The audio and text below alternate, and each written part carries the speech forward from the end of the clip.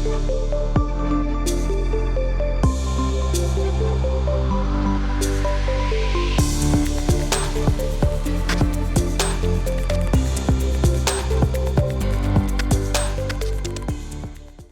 bien, bonsoir à toutes et à tous. Il est 17h, je vous propose de démarrer ce webinaire consacré à l'écosystème de l'accompagnement entrepreneurial, le monde d'après. Bienvenue aux panélistes et aux spectateurs pour ce temps d'échange qui va nous permettre de réfléchir à ces évolutions auxquelles on a assisté ces 2-3 dernières années, qui ont peut-être amené à certaines formes de transformation, mais aussi qui ont pu peut-être ancrer certaines pratiques, et ça sera l'occasion de voir ces transformations à travers différents ans, différents points de vue. Nous avons la chance autour de ce webinaire d'avoir une diversité d'expériences, de parcours, en commençant par Maëva Tordo, qui est aujourd'hui à la tête d'un incubateur, Blue Factory de l'ESCP Europe, qui préside la boussole et qui peut être définie aussi comme une passionnée d'innovation sociétale et qui a eu l'occasion de monter un certain nombre de projets dans ce sens, et notamment autour du nouvel observatoire d'innovation sociale et environnementale. Donc, bienvenue Maëva et merci de partager votre expérience sur ces évolutions. Merci. Nous aurons également l'opportunité d'échanger avec Louis-Félix Binet, et donc ce qui nous permettra de traverser l'océan Atlantique et d'échanger sur un contexte différent. Donc, Louis-Félix est également un passionné, un entrepreneur hyperactif, qui philosophe aussi de l'entrepreneuriat et de la collaboration, qui a de multiples expériences, on va dire, entrepreneuriales, qui a pu également venir en appui à des décideurs politiques et qui aujourd'hui est à la tête d'un réseau qui s'appelle MAIN et qui fédère les incubateurs, les accélérateurs de l'innovation au Québec. Donc, bienvenue Louis-Félix. Bonjour Karim, c'est un plaisir d'être avec vous ce soir de l'autre côté de l'Atlantique. C'est un plaisir partagé. Marie-Hélène Gerbeau-Grimoin a lancé en 2016 IDEE, qui est un cabinet qui est spécialisé dans l'accompagnement des réseaux, des acteurs, des structures de l'accompagnement. Elle s'est fait connaître en 2008 à travers la création aussi de Procréa, qui est le réseau des acteurs de l'accompagnement et qui organise tous les 2 ans un bel événement qui permet d'engager là aussi des réflexions prospectives sur les métiers, les pratiques qui ont lieu dans cet univers, dans cette industrie. Et donc, ça sera aussi l'occasion peut-être de revenir sur les échanges qui ont pu avoir lieu au cours de cette dernière édition qui a eu lieu à Sète l'automne dernier. Et enfin, Luca Arini, alors c'est le Benjamin de l'étape, qui est également un passionné, c'est peut-être un des fils conducteurs de ce panel, c'est la passion pour l'entrepreneuriat et l'accompagnement. Il a un vécu en tant qu'entrepreneur étudiant, il est diplômé du master accompagnement entrepreneurial, il est passé par le ministère de l'économie autour d'une mission sur l'accompagnement, et aujourd'hui il est chargé de mission au sein de CICI France, et donc a l'habitude d'échanger, d'interagir avec les accompagnateurs dans le territoire. Et donc, on voit bien à travers finalement ces présentations que nous allons être un peu en mode regard croisé entre des académiques et des praticiens, mais aussi avec des expériences qui sont complémentaires. Alors, peut-être quelques mots pour introduire ce webinaire et sur ces enjeux.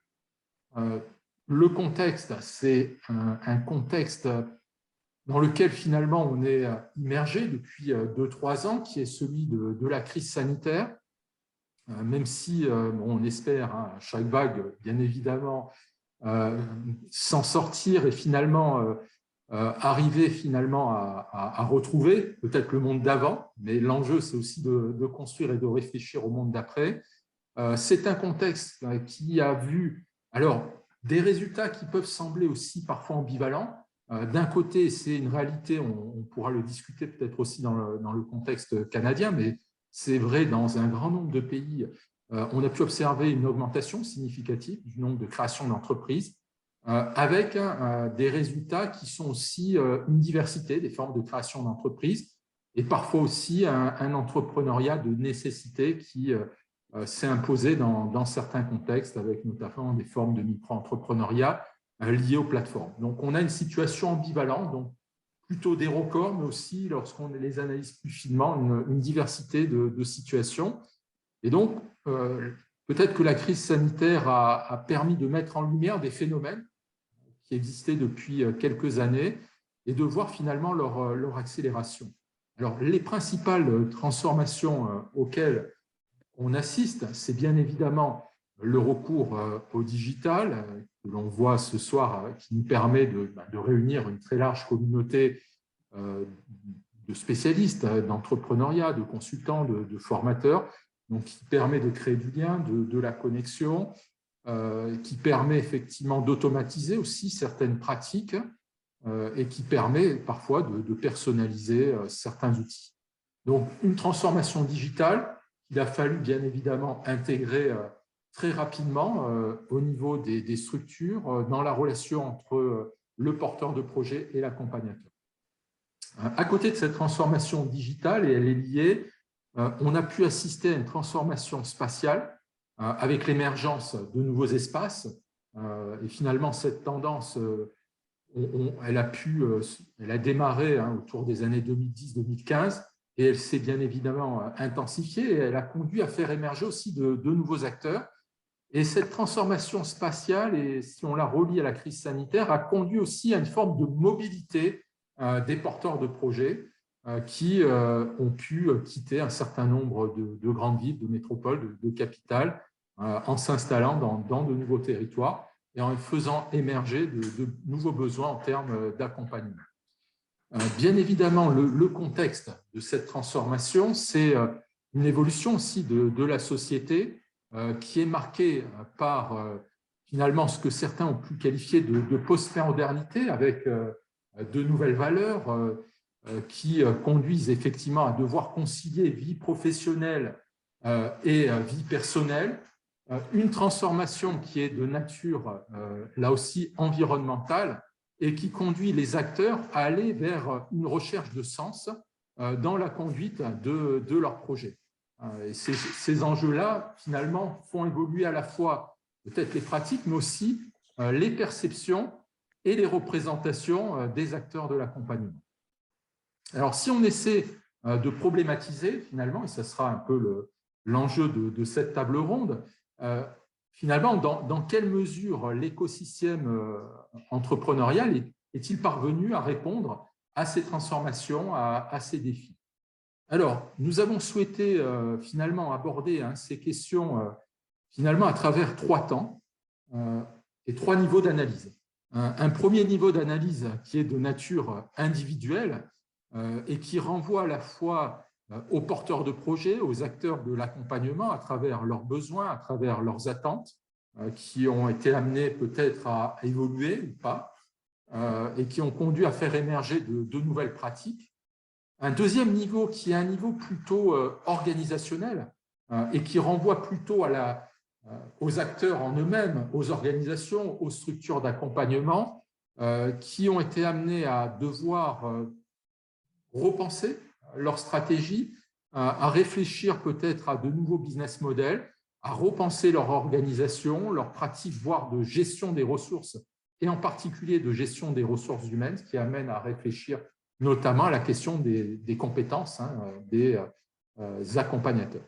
Et enfin, il y a un niveau, mais qui est essentiel dans le champ de l'accompagnement entrepreneurial, c'est le niveau interorganisationnel, c'est le niveau des réseaux qui est illustré à travers un certain nombre d'acteurs présents autour de ce webinaire, qui sont d'une certaine façon des têtes de réseau.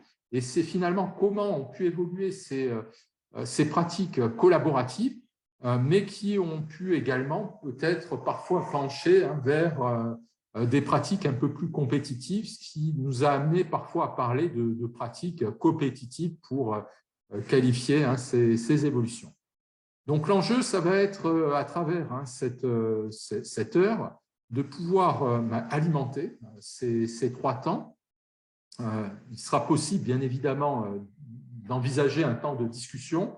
On a prévu à peu près une petite heure pour qu'on puisse partager ces expériences de façon à se laisser une quinzaine de minutes aux spectateurs qui pourront partager soit leur expérience ou formuler un certain nombre de questions. Et donc, je vous propose peut-être de démarrer par la première thématique qui porte sur l'évolution des besoins, des attentes des entrepreneurs.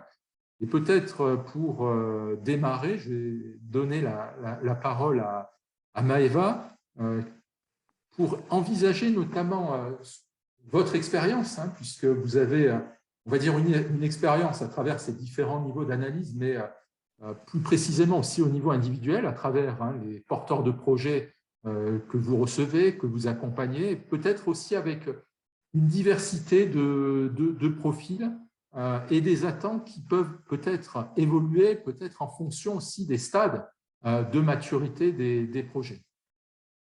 Absolument, merci beaucoup pour cette entrée en matière. Donc, pour donner un peu de contexte, si je parle en particulier de la Blue Factory, qui est donc l'incubateur de l'ESCP Business School, c'est vrai qu'on s'adresse vraiment à un panel extrêmement large de porteurs de projets. Donc, ça va aussi bien sur des étudiants en bachelor qui ont 18-19 ans que sur des alumni qui peuvent avoir 40 ans, plus de 40 ans, et qui sont dans une reconversion professionnelle. Donc, c'est extrêmement vaste et nos 3 moments d'accompagnement sont soit au début, donc au stade de l'idée et du prototype, soit au stade des premières ventes, soit au stade de la croissance. Donc, effectivement, tout ça fait des profils extrêmement variés. Si je parle de la différence entre il y a 10 ans et aujourd'hui, puisque j'ai commencé à m'occuper de la Blue Factory en 2011, la grande différence de toutes les façons, c'est quand même une certaine maturité entrepreneuriale d'entrée de jeu. C'est-à-dire qu'il y a tellement de médias, de chaînes YouTube, d'événements qui sont ouverts au public et qui démocratisent la notion de prototypage, le fait de se mettre dans l'action plutôt que de réfléchir, de pouvoir prototyper, etc., fait que à l'entrée de l'incubateur, je trouve déjà que les entrepreneurs ont une certaine idée de comment faire pour commencer, chose qu'ils n'avaient pas avant, et nécessairement ça impacte l'accompagnement parce que du coup, tout ce qui est masterclass un peu trop collective et qui vont être de la formation de groupe va être moins intéressant pour les porteurs de projet. Après, il y a aussi un souci qui est le pendant, en fait, qui, de par ces enseignements qui sont accessibles à tous, il y a une idée préconçue plus forte de ce qu'il faut faire pour entreprendre. Et donc, la nécessité de déconstruire un certain nombre de choses qui sont dans la tête des porteurs de projets. Alors, évidemment, il y a une différence entre des très jeunes étudiants qui vont avoir parfois, en tout cas dans notre cas, tendance à croire qu'ils savent déjà plus ou moins comment faire, et puis des personnes qui sont en reconversion et qui, elles, sont plus sur une réflexion très personnelle de finalement, je me suis lancée dans une carrière qui était un peu toute tracée, mais dans laquelle je ne me retrouve plus. Comment est-ce que vous allez pouvoir m'aider à contribuer en innovant ou à m'émanciper en faisant quelque chose qui compte pour moi? Donc, il y a une dimension d'orientation professionnelle presque qui se fait dans l'incubateur. Donc voilà, pour résumer, je dirais que les entrepreneurs sont quand même plus matures à l'entrée, voire potentiellement un peu bornés sur la manière d'entreprendre. Donc, il y a un enjeu comme ça. Je parle beaucoup d'R&D dans la pédagogie d'accompagnement, où vraiment on accueille des personnes qu'il faut prendre de manière beaucoup plus individuelle et moins collective. Bien, merci Maëva. Est-ce que finalement, dans le contexte canadien et québécois, on retrouve cette problématique, cette évolution, cette transformation des profils avec, ça a été souligné, un des mots-clés, peut-être une forme de maturité un peu plus marquée ou voire un début d'expertise? Je dirais dans le sens de Maëva, clairement au Canada, au Québec en particulier, qui est le territoire où j'agis, on voit, peut-être dans le sens de la maturité, mais on voit moins de projets naïfs du type on va créer le Uber de X, le Airbnb de Y. Donc, on voit des projets qui sont beaucoup plus fondés sur la solution de problèmes, de vrais enjeux. La pandémie, ceci dit, a quand même réduit les ardeurs au niveau du lancement d'entreprise. Donc, les intentions d'entreprendre n'ont pas nécessairement diminué beaucoup, mais le courage de passer à l'action était un peu moins présent du fait de la pandémie. Donc, clairement, là, on a un enjeu au niveau du lancement d'entreprise, surtout que la pandémie chez nous a eu à peu près aucun impact sur le plein emploi. Donc, particulièrement du point de vue des populations masculines, là, le passage à l'action en entrepreneuriat a vraiment chuté suite au début de la pandémie. Ceci dit, les entrepreneurs qui étaient en action déjà, bien que selon nos données de sondage, 2/3 facilement des entrepreneurs en action ont vu des impacts significatifs sur leur entreprise. On voit par ailleurs une vraie volonté de saisir les opportunités par le légendaire pivot entrepreneurial. Et donc, c'était très présent. Le Global Entrepreneurship Monitor qui a été fait pour le Canada, qui a été lancé l'été dernier, est venu confirmer ces chiffres-là, cette volonté vraiment de saisir les opportunités. J'irais même plus loin. La pandémie n'étant finalement qu'une des nombreuses crises qui peuplent notre actualité depuis les 2 dernières années. On voit aussi beaucoup d'entrepreneurs qui, surtout en mode start-up, en mode voire grand, voire mondial, on voit finalement des entrepreneurs qui voient dans toutes ces crises un certain nombre d'opportunités, de problèmes qui méritent leur attention. Et ça se confirme, là, en tout cas, au Québec, dans les chiffres, là, surtout sur les entrepreneurs qui entreprennent en très grand nombre, en très grande proportion, pour avoir un impact sur le monde. Donc, à quelque part, l'ambiance de crise là, qui ne se dément pas, même si la pandémie liée au coronavirus semble réduire en intensité pour l'instant, il y a vraiment, ça a raffermi l'idée d'une classe entrepreneuriale très innovante qui cherche à solutionner des grands problèmes pour le Québec, pour le Canada, mais pour le monde aussi. D'accord, bien, merci. Marie-Hélène, dans le contexte notamment de Procréa, l'intérêt, c'est aussi qu'on ait peut-être une diversité de structures. Donc, on trouve des acteurs, bien évidemment, tournés vers les startups, mais pas que. Et à travers les échanges qu'il y a pu avoir, par exemple, sur la dernière édition, est-ce que c'est des sujets qui ont pu être abordés, notamment ces évolutions, des besoins, des attentes, et finalement, qu'est-ce qu'on peut en retenir? Alors, ton micro est coupé, Marie-Hélène. Oui, désolé, c'est classique dans ce genre de circonstances. Bonsoir à tous et merci Karim encore une fois pour l'invitation. Oui, sur Procréa, l'essence même de Procréa, c'est d'essayer de réfléchir aux évolutions des porteurs de projets pour voir comment est-ce qu'on peut faire évoluer l'accompagnement entrepreneurial pour mieux y répondre. Donc forcément, à l'occasion du dernier Procréa, on s'est interrogé. Et d'autant plus qu'effectivement, on était juste après la pandémie, puisque ça a eu lieu en septembre de 2021. On commençait à sortir, c'était l'un des premiers grands rendez-vous pour notre écosystème en physique. Donc, pour donner envie sur la plage de Sète, en fait. Voilà, donc c'était très agréable. Et ce qui a pu effectivement ressortir, c'est peut-être encore plus un paradoxe du porteur de projet, qui est à la fois, comme le disait Maëva, donc très en attente sur mesure d'une relation individuelle qui corresponde véritablement à ses attentes. Et il va être également aussi en attente énormément de la part de son accompagnant d'une mise en relation avec beaucoup d'autres personnes, donc en recherche de collaboratifs. Donc, c'est le porteur de projet, encore plus après la pandémie, alors qu'il a vu que plus rien n'était certain, et que donc ce qui était vrai un jour ne l'était plus le lendemain, au lendemain d'un confinement, d'une interdiction de se déplacer. Le porteur de projet, du moins les accompagnants, se sont dit qu'il fallait aussi accompagner les porteurs de projet à ce travail dans l'incertitude. Donc, revoir un certain nombre de façons très pédagogiques de travailler avec les intervenants, avec les porteurs de projets, pour effectivement les ouvrir davantage à cette agilité. Donc, besoin encore plus pour l'accompagnant d'être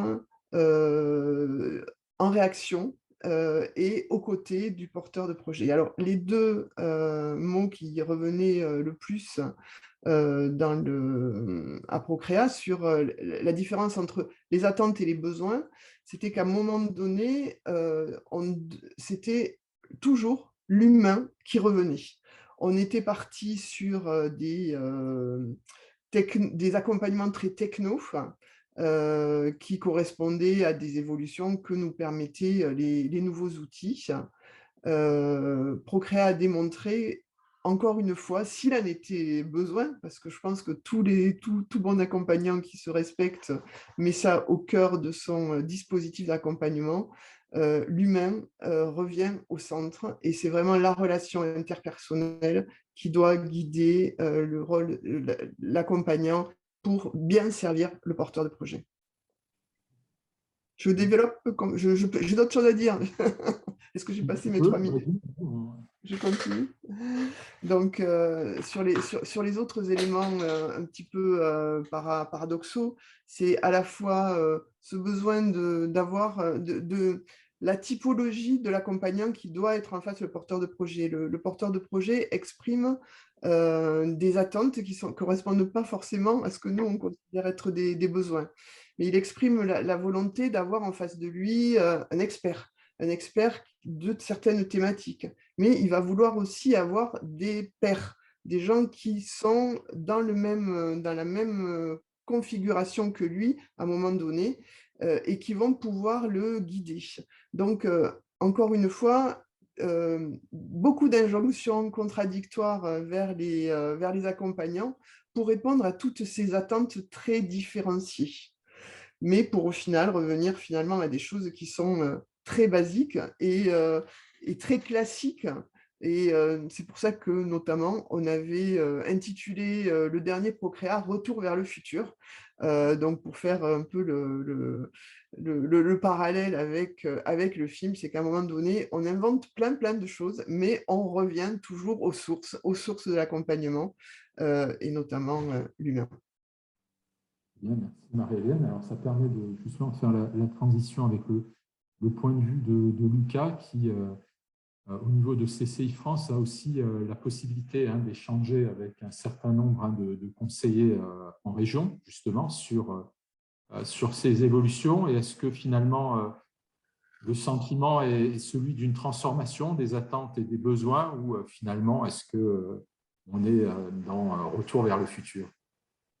Alors déjà, merci beaucoup. Bonjour à toutes et à tous. Merci Karim pour cette invitation. Effectivement, déjà, je partage l'ensemble des points de vue qui sont définis ici, et je partage notamment le dernier point de vue de Marie-Hélène. Comme tu l'as bien dit, Karim, dans le cadre de mes fonctions à CCI France, qui est l'établissement national, je le rappelle, qui fédère et qui anime aussi le réseau des 122 chambres de commerce et d'industrie sur tout le territoire national, il y a vraiment la notion de proximité, avec, tu l'as dit tout à l'heure, pas que des startups, mais également beaucoup de TPE, PME qui constituent, j'ai envie de dire, le nerf de la guerre, que je mets entre guillemets, du tissu économique français. Et dans ce cadre, j'ai plutôt le sentiment, alors déjà, je vais me permettre de distinguer vraiment un peu comme Marie-Hélène l'a fait, mais je vais distinguer les attentes et les besoins. Et premièrement, je vais dire que j'ai plutôt le sentiment, concernant les attentes des porteurs de projets, qu'effectivement, ils évoluent. D'ailleurs, en avril dernier, là, nous venons tout juste de réaliser une étude d'impact au sein du réseau des CCI auprès de plus de 8500 porteurs de projets de création et de reprise d'entreprise entre 2018 et 2021 ont répondu à l'enquête, donc ce qui nous fait quand même des données assez intéressantes et significatives. Et ces résultats, en fait, nous montrent et nous mettent en alerte notamment sur 3 éléments principaux concernant les attentes. Le premier, c'est que les porteurs de projets attendent notamment de leur conseiller une certaine forme d'agilité, de souplesse et d'adaptabilité en fait à leur propre personne. Donc, je rejoins totalement ce que disaient Louis-Félix et Maëva en début de leur propos. Après, ils attendent également une efficacité professionnelle de leur conseiller, ce qui est tout à fait par ailleurs légitime. Et puis enfin, ils veulent avoir toutes les clés en main pour être capables tout de suite, sans forcément attendre.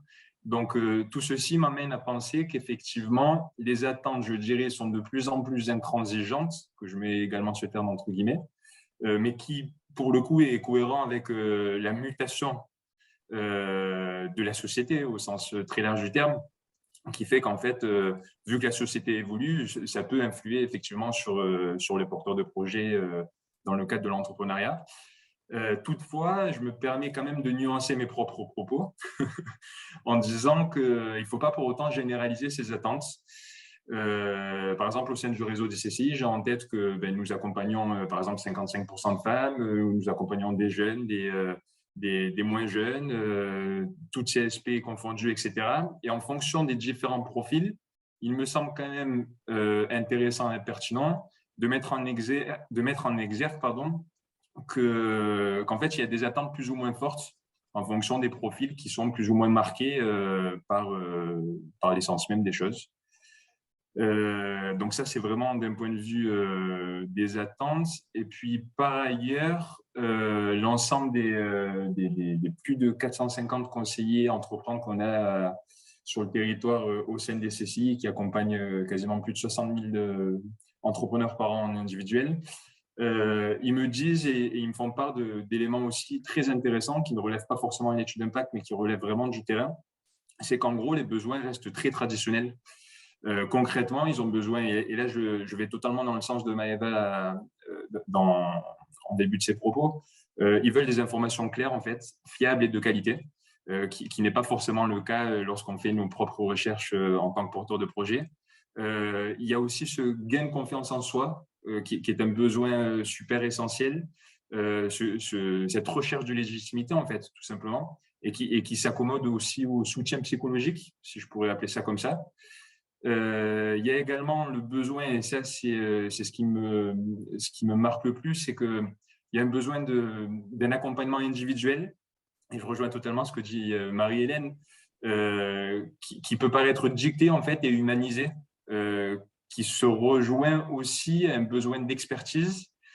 Et puis par ailleurs, il y a aussi des besoins tels qu'on connaît tous, comme voilà, se constituer un réseau, voir autre chose, mais aussi obtenir des outils concrets à mettre en place en fait sur leur projet, dans leur projet directement, quoi.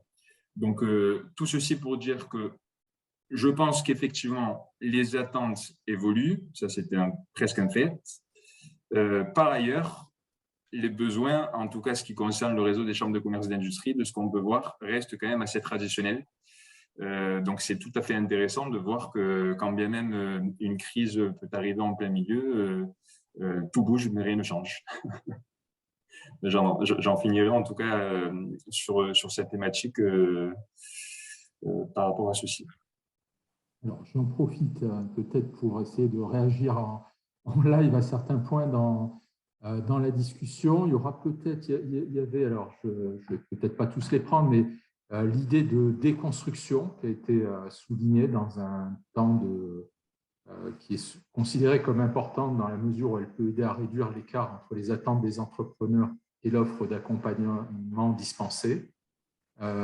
Autre sujet qui a été souligné, c'est l'intérêt effectivement d'élargir le débat à toutes les formes d'entrepreneuriat. Et ça a été fait notamment en tenant compte, notamment le rôle que jouait CCI. Et on a également peut-être un point de discussion, notamment sur certains éléments de spécificité, c'est ce qu'évoque notamment Valérie, et justement dans le contexte canadien. qui souligne que notamment les entrepreneurs technologiques se différencient et se distinguent particulièrement sur cette question des besoins et des attentes. N'hésitez pas, si vous souhaitez rebondir à ces éléments de questionnement à compléter.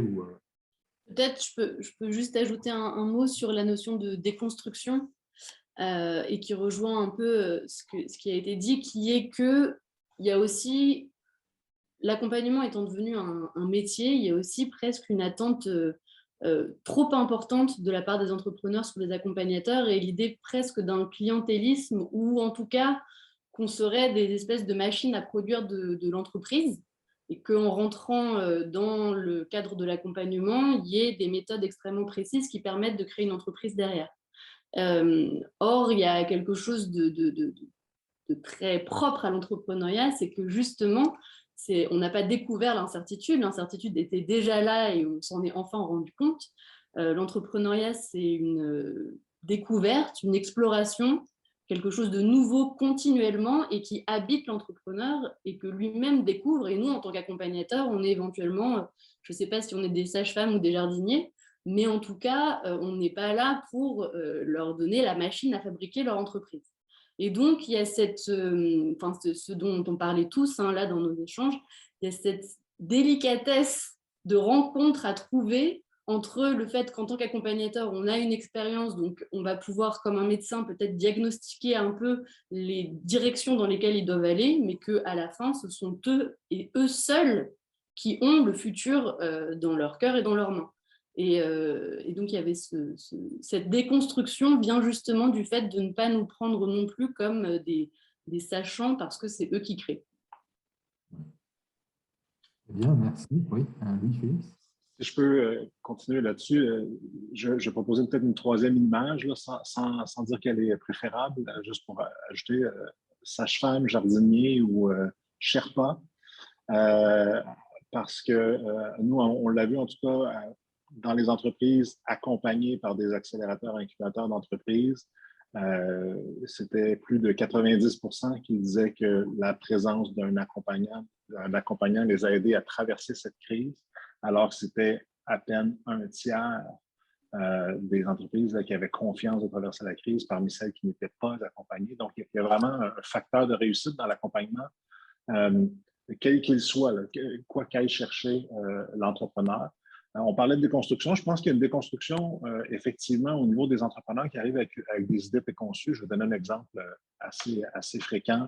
Un entrepreneur dit « Moi, je vais aller lever du capital de risque pour soutenir mon idée. » Et souvent, après analyse, on réalise que cette idée-là, n'est pas mûre pour le capital de risque. Et même si l'idée était assez mûre pour éventuellement entrer en phase de démarrage, il y a peut-être d'autres modes de financement plus avantageux pour cet entrepreneur-là que le capital de risque. L'inverse est aussi vrai. Un entrepreneur qui dit « Moi, je n'irai jamais faire du capital de risque, mais je vais avoir un fort impact à l'échelle mondiale. » Qui refuse a priori cette notion-là, il y a un élément de travail à faire. Pour faire ce travail-là, il faut que les accompagnants, il faut que les structures d'accompagnement soient capables d'accueillir l'entrepreneur comme il est, avec ses besoins spécifiques, et d'offrir ces conseils-là. Bon, j'ai parlé de capital de risque, on peut parler de propriété intellectuelle, on peut parler d'exportation sur les marchés, on peut parler de software as a service. Il y a un tas de compétences d'accompagnement qui doivent être réunies pour satisfaire à la panoplie des besoins avec lesquels arrivent les entrepreneurs, besoins qui sont parfois conscients, mais parfois même pas encore conscientisés, ce qui est un autre set de compétences en soi, d'amener l'entrepreneur à conscientiser, à bien nommer ses besoins, à reconnaître ce qui est un besoin versus ce qui est un caprice. Bref, il y a une déconstruction à faire aussi du côté des accélérateurs, incubateurs et autres structures d'accompagnement, au sens où, enfin, chez nous, dans la réalité canadienne, qui est peut-être pas si lointaine de la réalité française, la plupart des structures d'accompagnement existent en particulier grâce aux fonds publics de plusieurs sources. Ils ont réussi en grande partie à rester en vie malgré la pandémie grâce à ça. Mais ces organisations-là sont relativement, je vais utiliser un terme de l'écosystème startup, bootstrapped. C'est des organisations, on fait beaucoup avec peu de ressources, on embauche une ou deux ressources sur un temps plein. On organise quelques cohortes par année. On accumule des mentors sous forme bénévole ou de partenariat. Et là, tout à coup, on a des entrepreneurs qui arrivent avec des idées très préconçues, qui refusent de participer à un énième atelier sur le Canva de modèle d'affaires, le Business Model Canvas ou autre, et qui veut qu'on s'attarde à ses besoins. Donc, ça demande aussi une restructuration, potentiellement des ressources plus spécialisées, plus profondes, plus larges, dans un spectre plus large, ce qui n'est pas possible d'internaliser dans chacune des structures d'accompagnement. Là, j'ouvre peut-être vers la troisième partie de cette conversation-là, mais il y a une déconstruction à faire de ce côté-là aussi qui est importante pour que la capacité de l'offre réponde à la demande. Et je vais juste rajouter un dernier élément qui est super important, en tout cas de notre point de vue. Chez nous, les startups, les entreprises technologiques innovantes en démarrage, contrairement à la plupart des PME ou des grandes entreprises, reçoivent beaucoup de services, ne paient pas aussi cher pour les services. La plupart du temps, les services leur sont offerts. Ceci dit, ce que la pandémie a peut-être souligné du point de vue des entrepreneurs, c'est qu'ils payent avec leur temps. Donc, les entrepreneurs doivent investir du temps pour rentrer dans un programme d'accélération, programme d'incubation, etc. Et ce temps-là est probablement la denrée la plus précieuse, encore plus précieuse que le capital de risque qui peut être levé.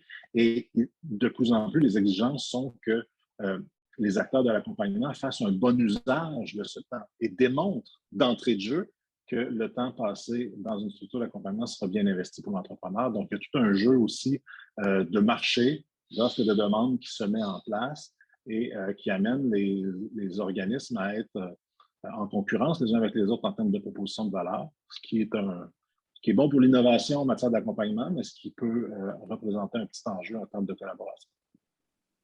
Alors, tu as fait, c'est intéressant, la transition entre les différents niveaux et en particulier nous a permis de basculer dans le deuxième volet qui est plutôt le volet organisationnel, hein, qui amène à s'interroger sur les ressources, sur les compétences. Hein, bien évidemment, elles doivent se penser dans l'interaction. Donc, je vais poursuivre peut-être sur ce niveau d'analyse avec Marie-Hélène, là aussi sur la question peut-être des compétences, qui est un sujet important sur lequel il y a pu y avoir un certain nombre de groupes de travail pour essayer de voir s'il pouvait y avoir, pourquoi pas, une forme de certification, de référentiel. Donc, est-ce que ces questions ont pu évoluer ou finalement, est-ce que le contexte actuel a conduit à ralentir ou au contraire à accélérer les réflexions qui étaient engagées dans ces domaines?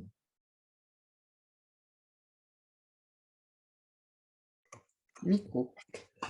Non, au contraire, ça reste toujours une question qui est au centre des préoccupations des structures d'accompagnement, et d'autant plus aujourd'hui où, dans ce secteur comme dans d'autres, c'est difficile de trouver des collaborateurs. Et donc, les structures s'interrogent beaucoup dans leur fiche profil quand elles recrutent sur la typologie des accompagnants qu'elles vont aller rechercher, sachant que à Procréa, nous avions notamment une table ronde dont l'intitulé était accompagnant le mouton à 5 pattes.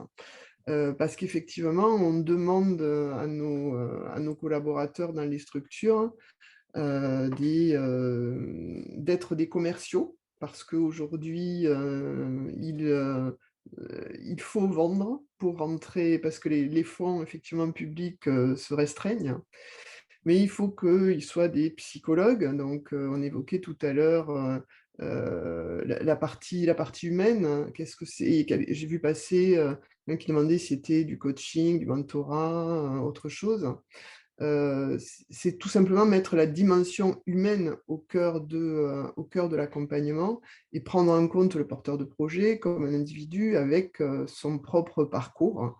Donc, ses propres attentes, ses propres représentations, etc., etc.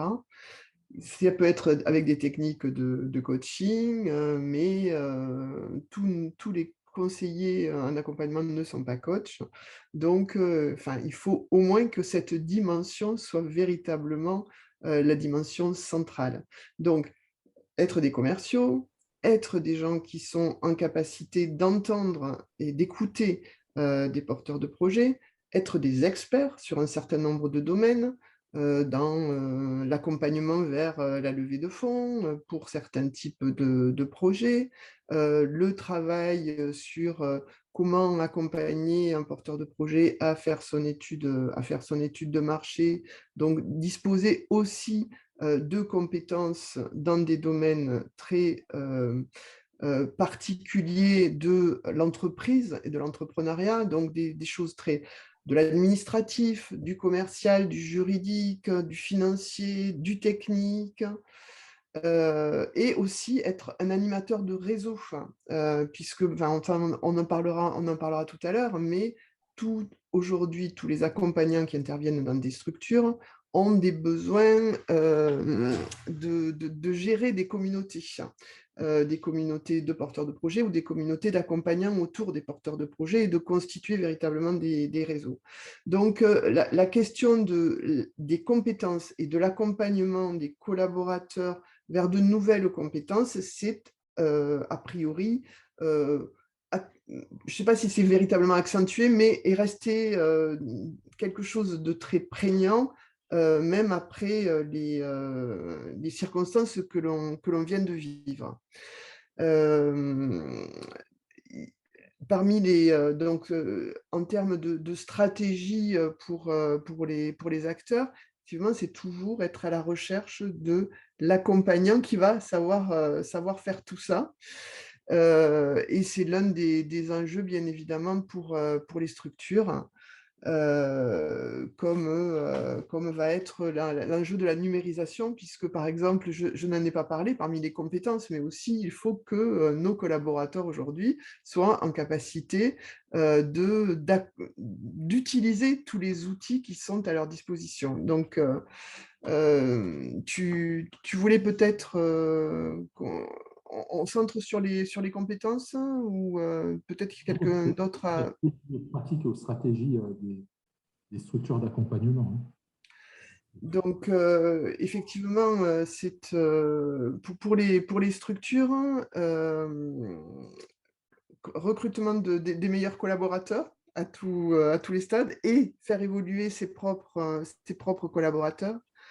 C'est utiliser le numérique, mais pas trop. Savoir, comme on le disait tout à l'heure, on peut pas tout faire à distance. L'accompagnement à distance a permis de faire un certain nombre de choses.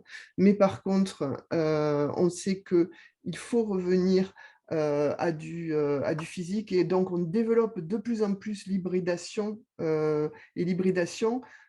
au travers de toutes les thématiques. Tout à l'heure, je regardais dans le fil des questions sur la différenciation des porteurs de la typologie des porteurs de projets. Effectivement, on a vu un certain nombre de structures véritablement faire des spécialisations radicales. C'est-à-dire qu'on voit émerger de plus en plus de nouveaux opérateurs qui interviennent sur une toute petite cible de porteurs de projets, sous la promesse d'apporter une véritable expertise du fait de la spécialisation et du fait de se centrer vers uniquement certains types de porteurs de projets. Donc, on voit de plus en plus de structures se développer dans ça. Ça fait partie des orientations stratégiques qu'on a pu voir, avec, malgré tout, peut-être une difficulté que certains ont qualifié de ghettoisation de porteurs de projets, c'est-à-dire qu'à mettre uniquement certains types de porteurs de projets entre eux, certains types de start-upers dans certaines technologies, pour effectivement leur apporter des compétences les plus précises possibles avec des expertises les meilleures possibles. pose quand même le problème de la diversité et de l'incapacité parfois, pour certains de ces groupes, de s'extraire et véritablement, finalement, d'innover, parce qu'on sait que l'innovation vient aussi de la rencontre avec des profils qui sont assez opposés aux siens. Donc ça fait partie des enjeux que les structures ont aujourd'hui à gérer dans le cadre de leurs orientations stratégiques. Marie-Hélène, et si on poursuit un peu sur le point précédent, notamment autour de la compétence, de la formation, sur un réseau tel que la Boussole, est-ce qu'on a engagé justement des réflexions pour finalement repenser aussi ce métier et cette question des compétences, Maëva? Absolument, pour dire un mot de contexte sur la Boussole, donc c'est une structure qui a été créée il y a maintenant 3 ans et qui fédère 80 accompagnateurs en France qui représentent la typologie des accompagnateurs, aussi bien non-profit, privé, corporate, école, donc c'est très, très varié. Alors la première chose, c'est qu'en fait la Boussole, quelque part, de base, c'est une sorte de formation continue entre pairs, parce que les activités principales que l'on a, c'est des moments où, entre accompagnateurs, on se rassemble et on partage un peu ce que font les entrepreneurs dans un incubateur où ils partagent leurs difficultés du quotidien. On partage, nous aussi, les enjeux qu'on rencontre et puis la manière dont les uns et les autres les résolvent. Donc, il y a cet aspect d'entraide qui est extrêmement clé et qui se prend aussi bien la forme de webinaires. Je pense au mois de novembre dernier, justement, on était exactement sur la question de comment est-ce que les entrepreneurs ont évolué dans les 10 dernières années et comment, du coup, nos accompagnements évoluent. Et donc, là-dessus, on témoigne, on échange et on s'élève ensemble. Et puis ensuite, on a des échanges plus privilégiés qu'on appelle les Coffee Buddies, où on se retrouve en petits groupes de 2 à 3, où là, on prend vraiment le temps d'aller plus en profondeur sur les choses qu'on fait et voir ce qu'on peut faire ensemble. On est en train de travailler sur une formation. Alors, c'est vraiment une réflexion qu'on a en ce moment pour essayer de comprendre quel est le besoin. Notamment, les structures d'accompagnement ont souvent un turnover important, donc des équipes qui changent, qui ne vont pas rester très longtemps. Donc, comment est-ce qu'on fait quand on accueille donc, des nouveaux collaborateurs qui vont être startup managers ou qui vont accompagner des entrepreneurs? Comment est-ce qu'on les forme à la fois à l'accompagnement spécifique de la structure, mais aussi à l'écosystème? Parce qu'au final, il n'y a pas tant de monde que ça, forcément, qui sont restés pendant 5, 10, 15 ans dans l'écosystème et qui ont une compréhension fine de tous les acteurs qui sont foisonnants. Donc, c'est aussi bien compliqué pour les entrepreneurs de savoir vers qui se tourner que pour les accompagnateurs. Donc, il y a un enjeu de compréhension de l'écosystème et de compréhension du métier qui est très important. Et je rejoins tout à fait Marie-Hélène sur la notion de spécialisation. Clairement, quand elle a mentionné donc le mouton à 5 pattes et tout ce qu'il faudrait savoir faire, c'est évidemment impossible. Il y a une première question qui est, faut-il avoir été ou être entrepreneur pour accompagner un entrepreneur? Et ça, c'est, je pense, peut-être un peu le complexe de l'imposteur que peuvent avoir les accompagnateurs. Et là-dessus, c'est très important d'être au clair sur ce qu'on sait faire, ce qu'on ne sait pas faire, et sur le fait de s'entourer d'un réseau et qu'il y ait des accompagnateurs entrepreneurs dans l'écosystème de la structure. Ça, c'est vraiment... Il y a des structures qui ont peiné à avoir des entrepreneurs et qui se retrouvaient avec des personnes face aux entrepreneurs qui n'étaient pas du tout. Il y a quelque chose de l'ordre de « je me jette à l'eau » qui manque à quelqu'un qui n'a jamais été. Donc ça, c'est une vraie question, en fait. Comment est-ce que l'accompagnateur a des compétences entrepreneuriales? Et puis, la spécialisation autour de, finalement, si on se retrouve, alors on ne sait jamais le chiffre du nombre d'accompagnateurs, notamment en France, hein, qui dit 250, 300, 400, 500, ça dépend peut-être qu'avec Procréa, vous avez réussi à avoir un chiffre définitif, mais en tout cas, on se retrouve à avoir des structures d'accompagnement qui vont avoir un métier spécifique et qui vont potentiellement être complémentaires. Et là, je ne veux pas déborder sur le temps 3, mais sur la complémentarité des accompagnements. De plus en plus d'entrepreneurs sont co-accompagnés par 1, 2 ou 3 structures en même temps, ce qui témoigne du fait que certains vont avoir une spécialité sectorielle, d'autres une spécialité de maturité, d'autres éventuellement une spécialité sur la typologie des entrepreneurs, mais je suis complètement d'accord sur le fait que faire des silos, c'est, je pense, mortifère pour l'innovation, effectivement. Donc, il y a un enjeu, effectivement, de montée en compétences, de partage des bonnes pratiques et de clarification des rôles des uns et des autres pour qu'au final, on soit tous ensemble au service de l'entrepreneur. Et en fait, l'entrepreneur lui-même, il est au service de la création. Et donc, c'est ce mouvement que l'écosystème est en train de prendre. Bien, merci Maëva. Alors, si on poursuit, et notamment en adoptant peut-être le point de vue des conseillers en accompagnement, comment ils voient cette transformation, Lucas? Je crois que tu as des éléments un peu de retour par rapport au terrain. Oui, bien sûr. Juste peut-être un point sur les compétences qu'a souligné Marie-Hélène et aussi Maëva. Effectivement, on le sait tous, il y a des pratiques d'accompagnement différentes. C'est bien, et c'est d'ailleurs aussi ce qui fait la force de l'écosystème de l'accompagnement entrepreneurial, qui montre aussi que les entrepreneurs français, finalement, ont la chance d'entreprendre en France et d'être français à ce moment-là. Car ils ont un peu le choix du roi sur l'accompagnement entrepreneurial. Mais bon, ça, c'est encore un autre sujet et je ferai la parallèle après avec le temps 3. Pour répondre à ta question, Karim, effectivement, on le sait tous, la crise sanitaire a impacté l'écosystème de l'accompagnement entrepreneurial, a impacté nos conseillers au sein des CCI, que ce soit d'ailleurs les conseillers à la création, mais aussi à la reprise d'entreprise. Tout le monde a dû s'adapter, en fait, tant sur le plan technique, par l'apparition de nouveaux outils numériques, entre autres, mais aussi sur le plan pédagogique, on le sait tous également. C'est pas pareil d'accompagner quelqu'un en distanciel qu'en présentiel. Au niveau très stratégique du terme, j'ai envie de dire, les acteurs et les réseaux eux-mêmes, en fait, ont dû réfléchir à de nouvelles stratégies, telles que, par exemple, l'apparition éventuelle de nouveaux modèles économiques ou autres. C'est encore un autre sujet. Mais assez étonnamment, et d'après ce que nous disent les conseillers et d'après le retour qu'on a du terrain, c'est qu'en fait, au sein des CCI, dès le lendemain de la fin du premier confinement, l'ensemble des conseillers ont repris leur vie d'avant, en fait. Et tout ceci s'explique d'un point de vue assez contradictoire, mais aussi assez cohérent, sans bien évidemment enlever le fait que les premiers contacts se font davantage en distanciel parce qu'il y a eu l'apparition du numérique qui fait que ça permet d'enlever un certain frein, notamment à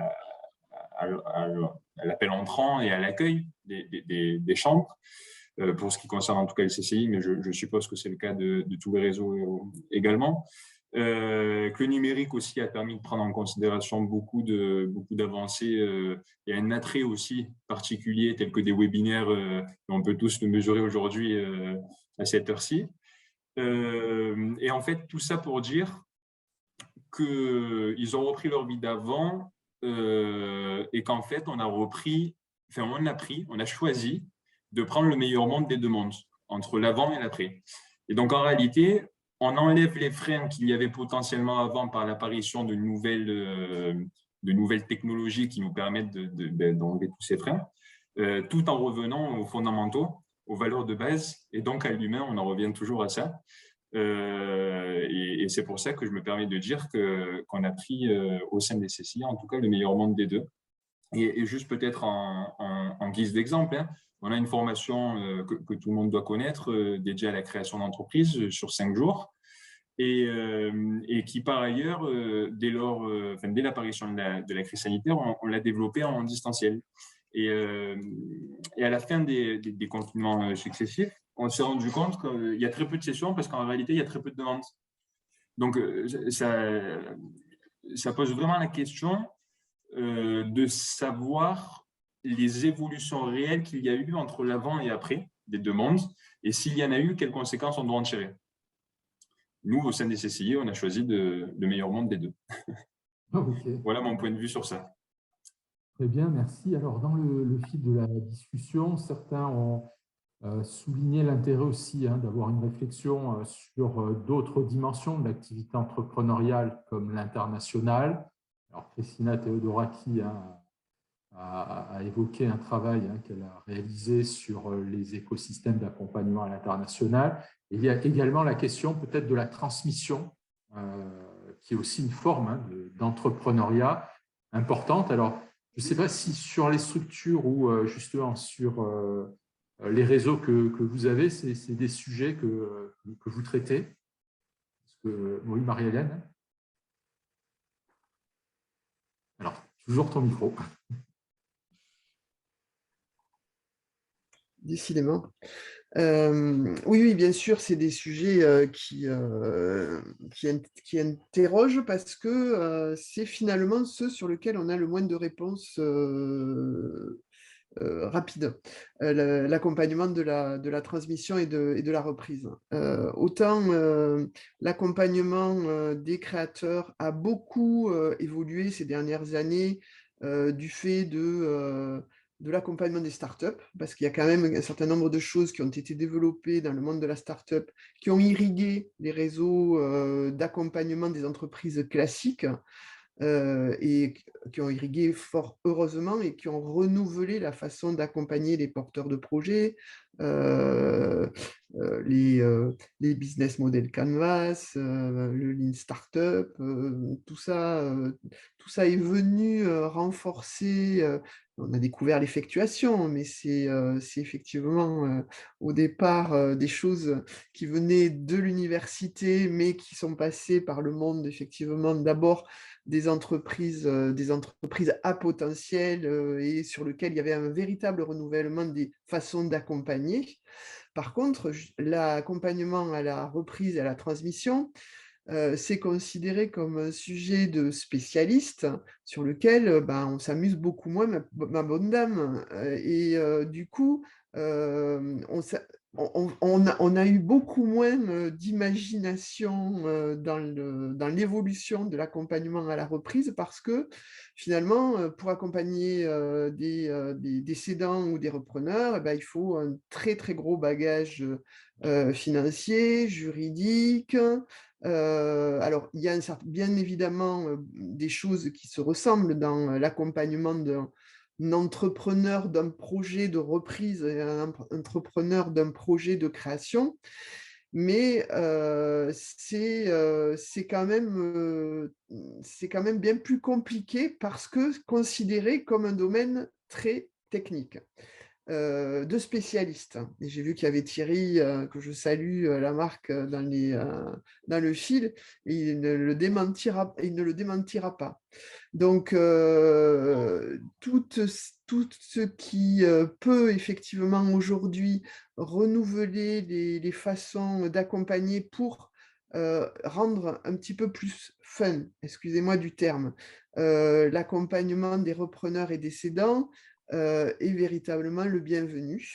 Et donc, un certain nombre de réseaux qui sont spécialisés dans la transmission. Et je vois également le pouce de Stéphane Morin du réseau Transmibat qui accompagne les cédants et les repreneurs dans le domaine du bâtiment, viennent à des événements comme Procréa pour essayer effectivement de aussi aller comprendre les évolutions des porteurs de projets, quels qu'ils soient, et voir aussi au niveau des techniques d'accompagnement ce qu'on peut faire sur la reprise.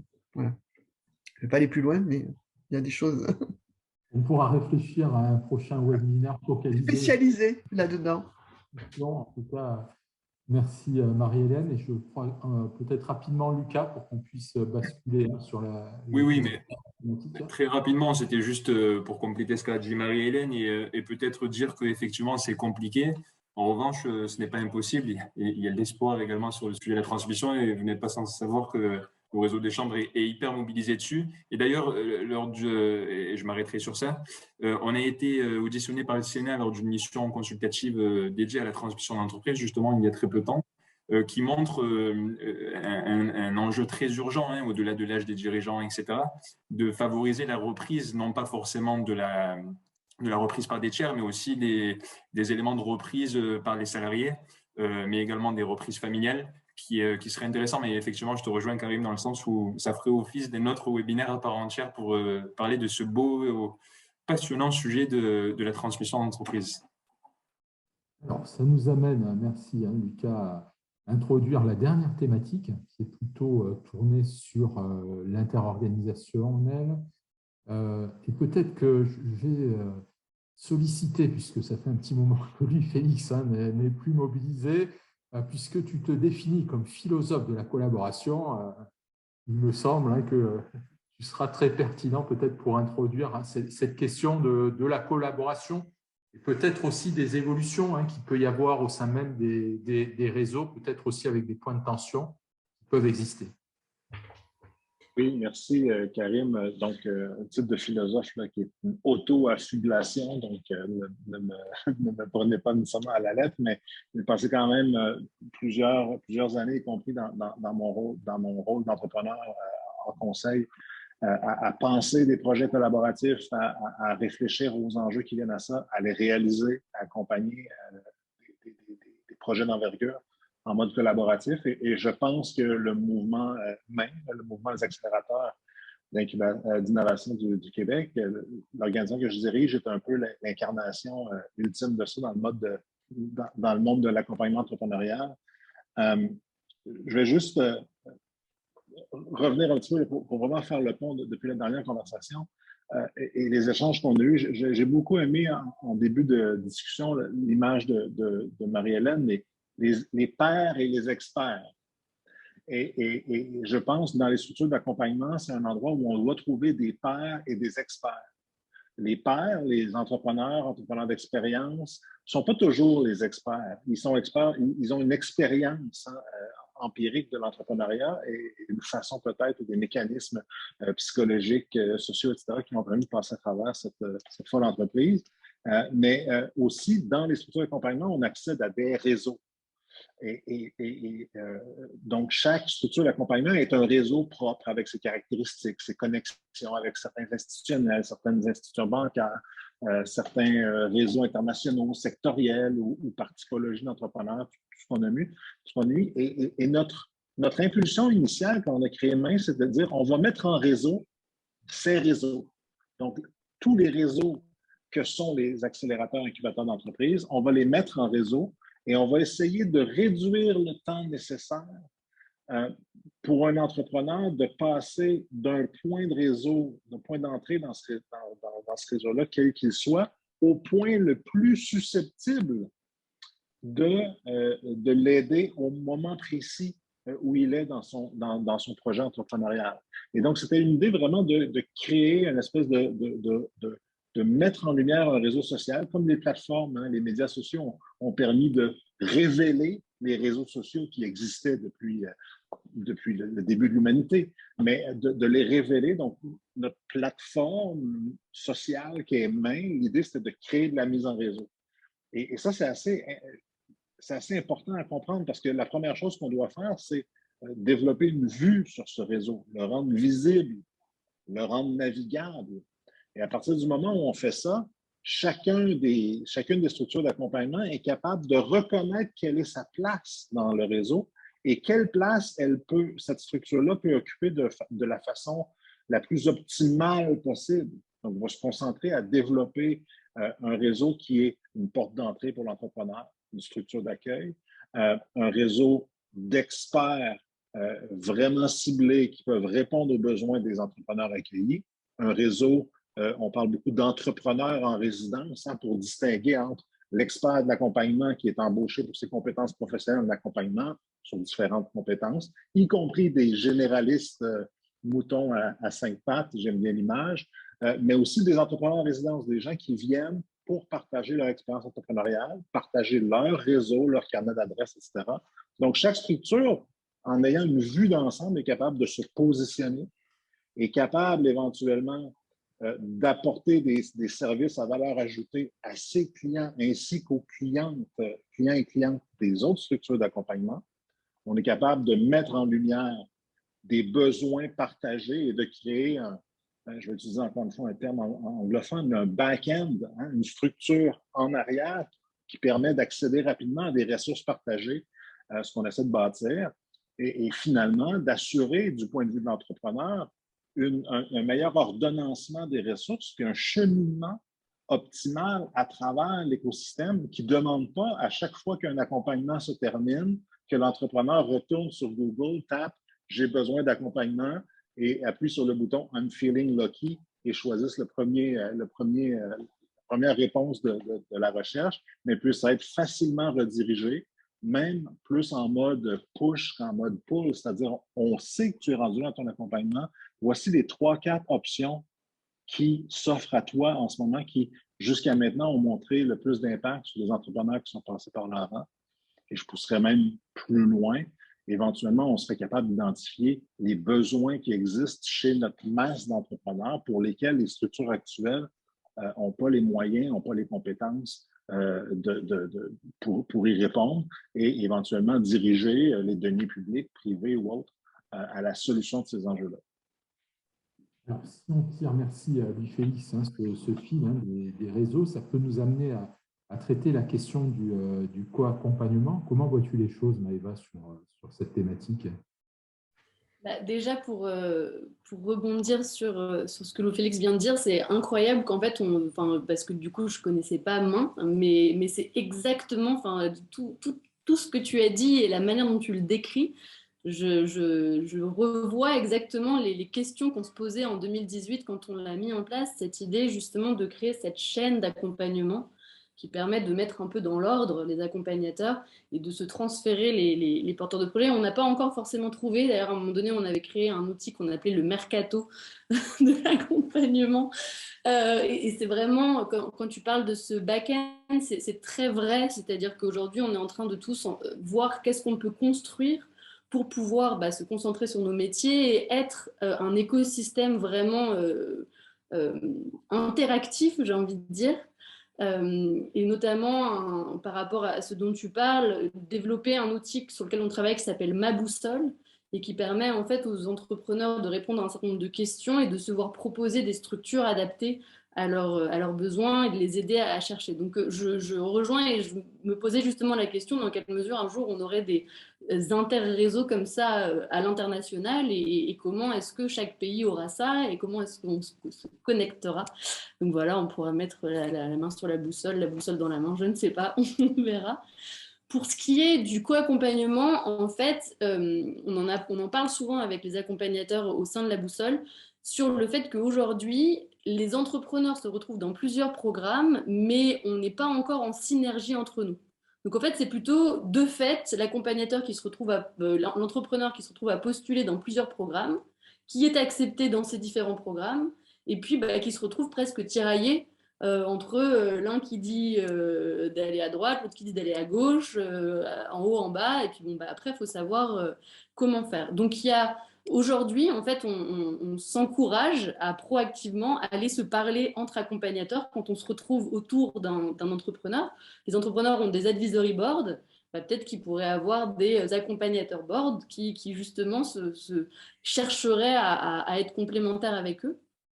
C'est pas forcément évident, faut pas être non plus complètement naïf. Il y a un enjeu de business model des structures d'accompagnement, on en a un peu parlé. Ça n'a rien à voir entre, dans mon cas, être un incubateur d'école, donc presque un service au sein de l'enseignement et de la formation et du diplôme, d'être un incubateur justement financé par les financements publics, d'être un incubateur qui prend des participations et donc qui derrière a un enjeu de revendre l'entreprise. Et ça, je pense que ça biaise un peu l'écosystème, le fait que ce ne soit pas extrêmement clair, conscientisé et mis sur la table. Il y a aussi des incubateurs qui sont, il faut le dire, des mètres carrés et qui finalement ont une sélectivité qui est assez faible pour pouvoir remplir les espaces. Et franchement, c'est au détriment des entrepreneurs qui sont du coup acceptés dans des programmes, qui croient avoir un projet qui tient la route, alors qu'en fait, non, ça va juste remplir un certain nombre de projets qu'il faut accompagner pour avoir le financement public ou pour remplir le mètre carré. Et donc tout ça, nous, en créant la boussole, on a aussi eu envie de travailler sur une charte éthique qui aujourd'hui n'est pas encore écrite, mais que l'on co-construit pour essayer de se dire finalement c'est quoi réellement accompagner des entrepreneurs. Et on n'est pas là, c'est pas un marché, ça ne devrait pas être d'abord un marché et un business. C'est dommage. C'est vraiment pas pour ça, je pense, qu'on fait les choses. Et donc, dans ces pratiques de compétition, collaboration, compétition, il y a, je pense qu'à un moment donné, il faut être plus transparent dans la manière dont on est organisé et oser affronter les questions qui fâchent, quoi. Merci Maëva. Alors, j'ai dans le fil notamment un point de discussion justement sur cette question de la collaboration, de la compétition. Et peut-être, Lucas, est-ce que finalement, dans toutes ces transformations qu'on a pu discuter ce soir, est-ce que finalement, ça crée un contexte qui est propice à la coopération entre les acteurs? Alors, sur le papier, j'ai envie de dire que oui, tout à fait. Et pour peut-être nuancer ceci, et je rejoins notamment les derniers propos de Maëva, je pense que pour traduire tout ceci, il faut vraiment un changement de paradigme en fait, à opérer ensemble. Je prends un exemple très bateau et très basique, mais qui pour le coup, je pense, serait pertinent. En fait, lorsqu'il y a des différences dans l'accompagnement entre les différentes structures, en fait, pour un même projet, pour une même personne, à un même moment, selon moi, ça apporte et ça crée un certain manque de lisibilité des différents acteurs et qui peut être aussi néfaste pour l'écosystème de l'accompagnement entrepreneurial. Je prends l'exemple, du coup, c'est là où je voulais en venir, des médecins, de la profession des médecins, où il faut des généralistes, c'est sûr, il faut des spécialistes, c'est sûr aussi. En revanche, sur une même pathologie, pour la même personne, quand il y a deux prescriptions totalement différentes, ça peut poser problématique et un problème de lisibilité pour les porteurs de projets. On l'a très bien vu, d'ailleurs, sans forcément rentrer dans le détail, mais avec la crise de la Covid d'un point de vue sanitaire. Et donc, la question que je me pose, et je la pose à l'ensemble des intervenants et des participants, c'est de savoir en fait comment expliquer aux entrepreneurs, aux futurs entrepreneurs, aux porteurs de projets, ce à quoi ils ont le droit en fait, par qui, par quels moyens et comment avoir le droit à ça. Et donc, je pense, et je pose vraiment la question, de savoir s'il ne faudrait pas recartographier l'écosystème de l'accompagnement entrepreneurial. Parce que quand on regarde bien, il y a selon moi trois catégories.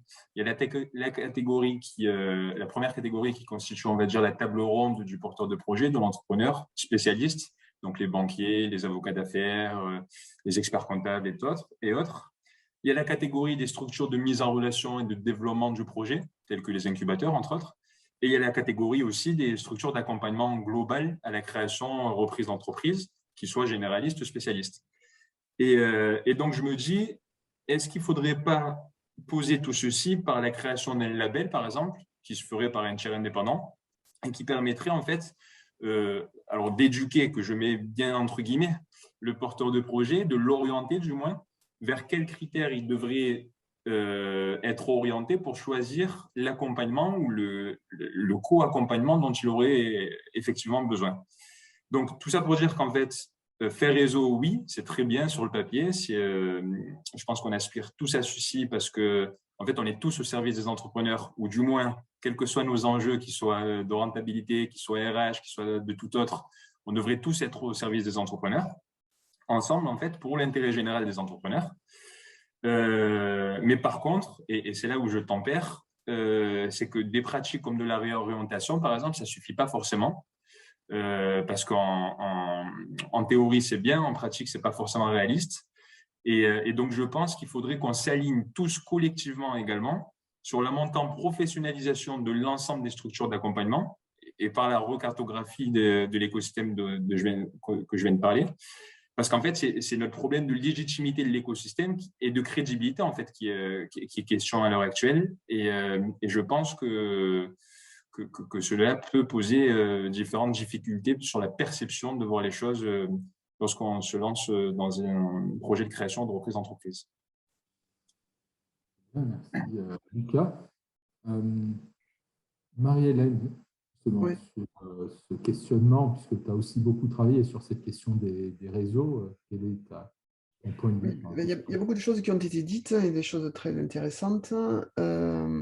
Donc moi, juste, je voudrais dire que le co-accompagnement, on en parle tous, il y en a peu qui le font réellement, parce que malgré tout, tu as toujours une structure leader qui va finir par tirer la couverture à soi. Donc ça, c'était pour le fait de dire, on n'est pas effectivement dans le monde des bisounours.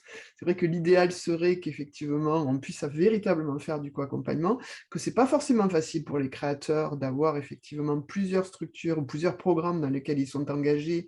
Et effectivement, voilà, pour les faire avancer sur les projets, ils perdent parfois beaucoup de temps à travailler avec diverses structures. Donc, l'idée, effectivement, d'essayer de guider les porteurs de projets vers la structure la plus adapté. C'est une idée, alors je crois que je suis la plus vieille quand même dans le panel. C'est quelque chose qui a été essayé, réessayé, notamment par la direction des entreprises au ministère à Bercy, qui a essayé de mettre en réseau les structures les guichets uniques, le rêve du guichet unique, qui va effectivement orienter et diffuser vers l'ensemble des acteurs. Effectivement, tout le monde cherche à tirer la couverture à soi, faut être clair, on a des enjeux financiers. C'est aussi extrêmement difficile par rapport à ce que disait Louis-Félix et Maëva de faire rentrer de façon volontaire les structures dans des cases. C'est-à-dire que les structures définissent véritablement quel est leur métier et ce sur quoi ils sont le plus compétents. Parce que naturellement, on va dire, mais moi, je sais faire ça, je sais faire ça, je sais faire ça, et puis je suis compétent là, je suis compétent là, je suis compétent là. Donc, c'est vrai que tout ça, c'est un petit peu compliqué pour avancer sur le sujet. Il y a aussi le rôle des pouvoirs publics qui financent les structures d'accompagnement, qui n'aident pas, finalement, paradoxalement, à la bonne identification du métier des acteurs. Parce que quand il y a des fonds qui sont mis sur l'accompagnement des femmes, parce qu'on a un déficit de femmes créatrices, il y a je connais beaucoup de structures qui sont allées fort opportunément sur la création de programmes d'entrepreneuses. Idem pour les quartiers, pour l'accompagnement dans les quartiers, etc. Donc, à un moment donné, on peut stabiliser éventuellement un certain nombre d'acteurs, et dans un rôle, et puis parce qu'à un moment donné, il va y avoir des fonds disponibles, tout naturellement, la stratégie de la structure va être de créer des programmes qui vont permettre d'aller sur le terrain du voisin, ce qui remet en cause effectivement toutes les tentatives que l'on a pu faire en matière de partage du gâteau. On avait utilisé aussi ce type de métaphore dans un précédent Procréa.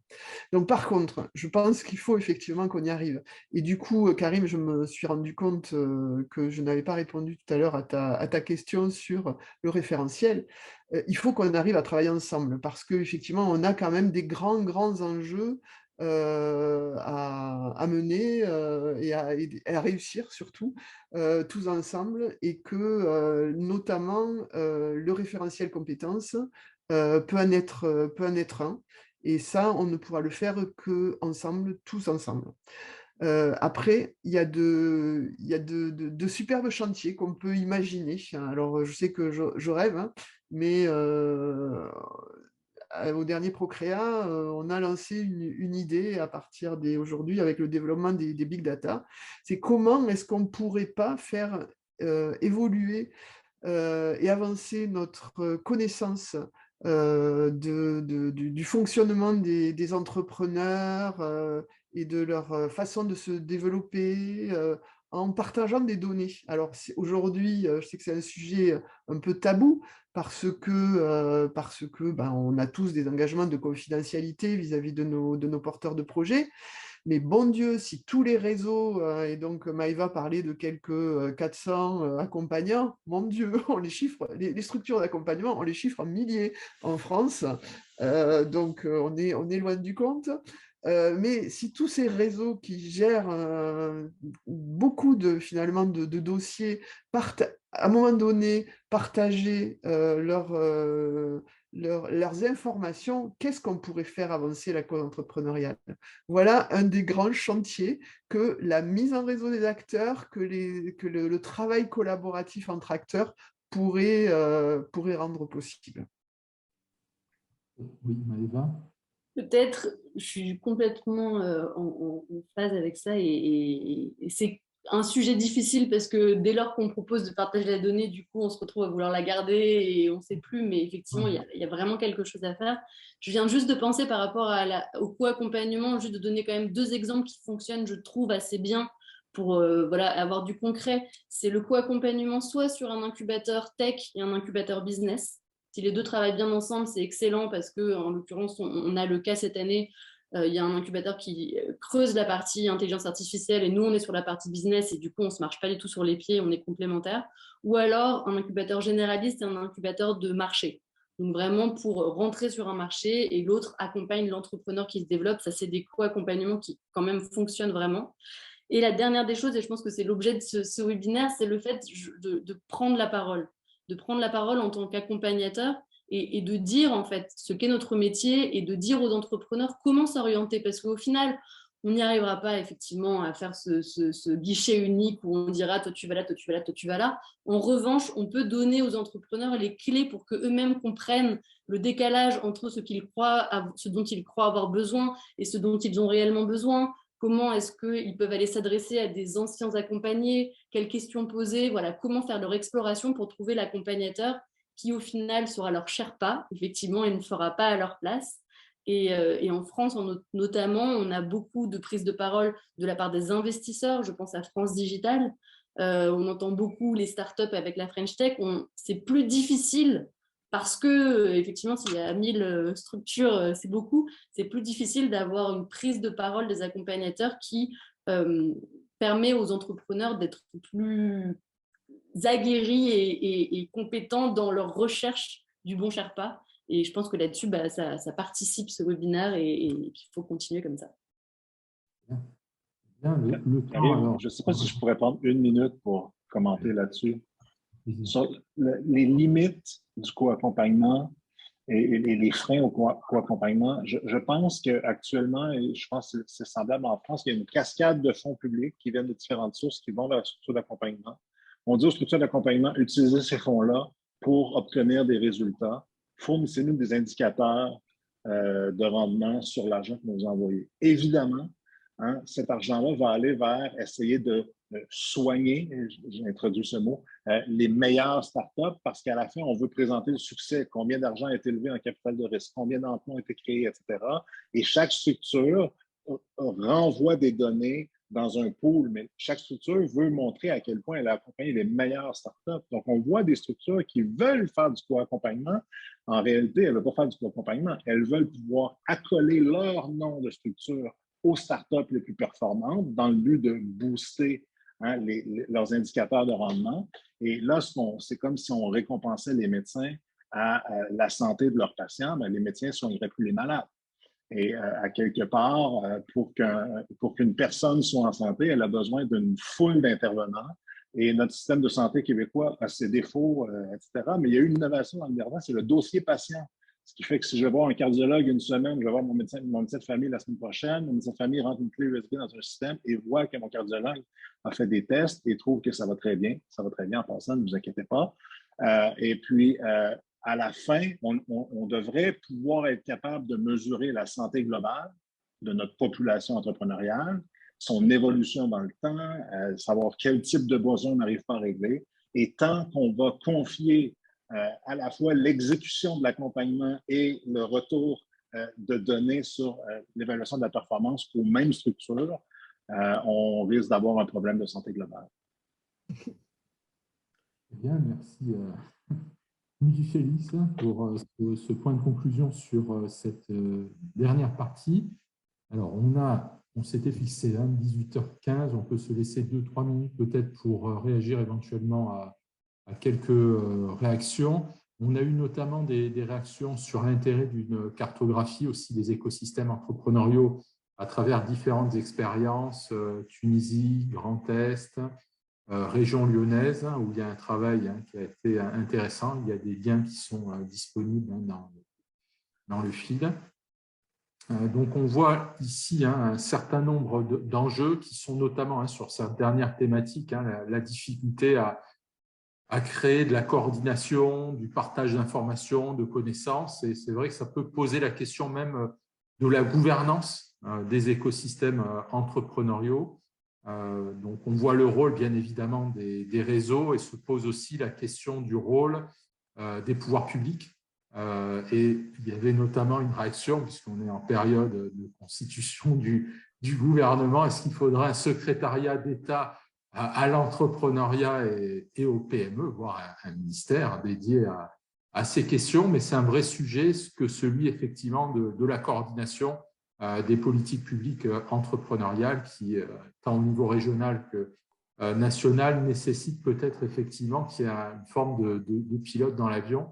Et c'est vrai que notamment sur cette question de qui peut finalement alimenter une base de données projet, peut-être que des acteurs publics pourraient être légitimes et certaines collectivités territoriales avancent sur ce sujet pour notamment avoir un suivi notamment des projets qu'elles financent, bien évidemment, mais ça pourrait être intéressant que ces données puissent être partagées avec les acteurs de l'accompagnement, mais aussi partagées aux chercheurs qui peuvent sortir peut-être aussi des études intéressantes en lien avec ces données. Alors, on va conclure, si vous voulez bien. Donc, je ne sais pas si certains d'entre vous, on va faire peut-être un très rapide tour de table pour conclure en une ou deux phrases. Je vais démarrer, on va reprendre, on va inverser l'ordre, puisque Lucas a souvent été en fin d'intervention. Alors, pour conclure, Lucas, en deux mots. Pour conclure, en deux mots, je vais essayer. Un grand merci, c'est trois mots, mais déjà, un grand merci à vous toutes et tous pour la qualité de ces échanges, parce que ça a été très riche d'enseignements, et puis ça permet aussi d'ouvrir le débat à un ensemble d'acteurs qui, à coup sûr, là pour le coup, je peux le dire, c'est ensemble en fait que nous arriverons à trouver les solutions aux différents problèmes qu'on a évoqués ce soir. Donc, très content d'avoir participé et merci Karim pour cette invitation. Je prends l'ordre un peu des vignettes, Marie-Hélène. Merci bien sûr, toujours très riche et la force du réseau est toujours renouvelée, donc je suis partante toujours pour ce genre d'exercice. Et Procréa, c'est essentiellement un congrès qui a lieu tous les 2 ans sur la plage de Sète, dont le prochain aura lieu normalement en septembre 2023. Voilà, juste pour faire notre petite pub. Rendez-vous pris. Merci beaucoup, Marie-Hélène. Maëva? Un grand merci. Moi, si je devais résumer, je pense que je garderais le mot humain qui est ressorti beaucoup et qui, je pense, est vraiment au centre. Et par rapport au dernier point, ça m'en a sorti une étude en mai 2021 qui s'appelle « Qu'est-ce qu'une start-up à succès? La réussite au-delà de la valorisation financière », qui pousse justement le fait d'ouvrir les indicateurs de performance et de potentiel des entreprises qui, si on ne les ouvre pas et si on ne les libère pas, ne permettra pas l'innovation humaine. Donc, merci beaucoup et hâte de poursuivre ces échanges. Avec grand plaisir. Merci beaucoup, Maëva. Félix? Merci Karim, merci à mes co-panélistes. Je disais dans le chat, quel bonheur d'arriver à un panel où on a l'impression d'apprendre, puis on prend tellement de notes qu'on oublie presque ce qu'on veut dire. Vraiment un honneur et vraiment une belle surprise. Ça ne me surprend pas tant que ça, mais de voir que nos réflexions de chaque côté de l'Atlantique sont avancées. Il y a des parentés du cousinage entre nos idées. Ça, c'est bien. Et j'aimerais qu'on puisse continuer de les explorer. Donc, je vous invite à ceux qui veulent en savoir davantage, qui veulent être mis en connexion avec certains acteurs dans le réseau, de rentrer en contact avec moi. Sur LinkedIn, c'est la meilleure plateforme pour me rejoindre, Louis-Félix Binette. Et puis, ça me va faire plaisir là, vraiment de poursuivre ces échanges-là. Mais j'aime l'idée que c'est humain et c'est un réseau social qui évolue plus vite que notre capacité à le cartographier. Et donc, c'est dynamique. Et il faut à quelque part aussi dans une dynamique, dans un marché dynamique, dans un réseau d'humains, faire confiance et développer la confiance que le dialogue, les échanges, la transparence vont nous aider à offrir de meilleurs services et développer vraiment une communauté qui s'épanouit aussi dans tout ça. Et puis j'espère qu'il s'épanouit à travers nos réseaux internationaux, notamment les réseaux de la francophonie, qui sont, je crois, dans l'univers start-up, vraiment sous-exploités. Bien, merci beaucoup, Louis-Félix. Donc, merci bien évidemment aux panélistes pour la richesse des expériences, des témoignages, la dynamique de réflexion. Merci également aux spectateurs. Et on a vu que le fil de la discussion était particulièrement riche, complémentaire. Inviter aussi à poursuivre l'échange. C'est un peu le sens de l'Entrepreneurial Ecosystem Lab. Ça va être de construire un certain nombre de webinaires. C'était le premier. Il y aura aussi des événements en présentiel. Le prochain aura lieu à Montpellier le 9 juin sur écosystème entrepreneurial, rebond et échec. Ça sera notamment dans le cadre des rencontres entre l'Université de Sherbrooke et l'Université de Montpellier. Ça sera l'occasion d'aborder cette question finalement du côté sombre des écosystèmes entrepreneuriaux. Là, on a vu plutôt le côté un peu verdoyant, la face sud, où on est plutôt tourné vers le succès, vers le développement, mais bien évidemment, l'aventure entrepreneuriale, c'est parfois aussi des situations un peu compliquées. C'est de voir comment l'écosystème peut contribuer à une forme de résilience collective. Et dans ces contextes de crise, ce sont des sujets particulièrement intéressants. Donc, merci infiniment pour cette qualité d'échange et rendez-vous pour de prochains webinaires. Merci. Merci. Merci Karim, merci à tous. Merci à tous. Bien, à bientôt. Au revoir. Au revoir. Au revoir.